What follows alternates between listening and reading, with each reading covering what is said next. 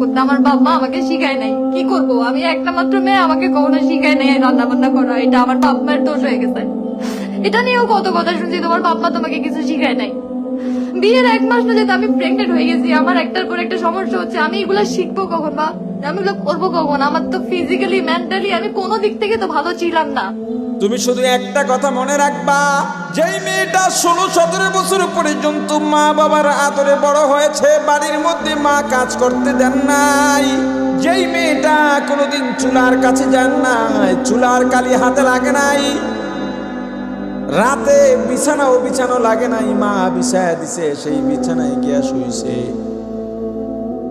যেই মেয়েটা ফজরে উঠে নাস্তা নিজেই তৈয়ার সামনে পাইয়া গেছে, ওই মেয়েটাকে তুমি রশি দিয়াও বেঁধে আনো নাই, বন্দুক ধরে পিস্তল ধরেও আনো নাই,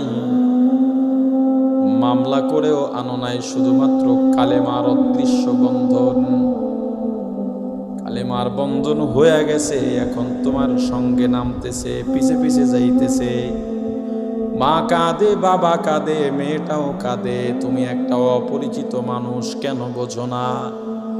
কেন তোমার পেছনে রওনা দিল, তোমার বাড়িতে চলে গেল, 1 সপ্তাহ হয় নাই, তোমার শ্বশুর যদি দুর্ব্যবহার করে, মেয়েটা বাবার সঙ্গেই রাগ হয়ে যায়, আমার জামাইরে কিছু বললে আমি তোমাদের বাড়িতে আর কোনোদিন আসবো না।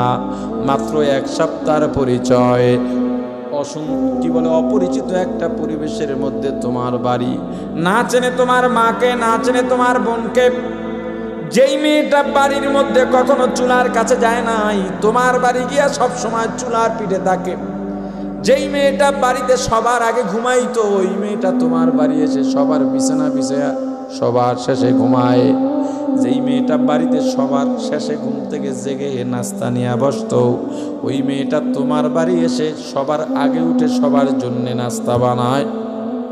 কেন জানো? শুধুমাত্র তোমার বাড়ির অপরিচিত মানুষগুলোর মন রক্ষা করতে, আপন করবার জন্যে। তোমার মা তোমার বউয়ের বিরুদ্ধে নালিশ দেয়, দেবেই দেবে, কিচ্ছু করার নাই। এইটা বউ শাশুড়ির সবচেয়ে বড় সফলতা। যদি ঝগড়া না থাকে তাহলে হাউরির সফলতাও নাই, বউর সফলতা নাই, এটা হলো তাদের অবস্থা। তোমার মা নালিশ দিছে, মাকে সান্ত্বনা দাও, বউয়ের পক্ষে বলে মাকে কষ্ট দিবা না, একমত। যদি দেখো না বউয়ের অন্যায় নাই, রাতে গিয়া বউকে বুঝাও, দেখো আমার মা আমার জন্য কত কষ্ট করছেন, আমার মা আমার জন্য কত কষ্ট করছেন।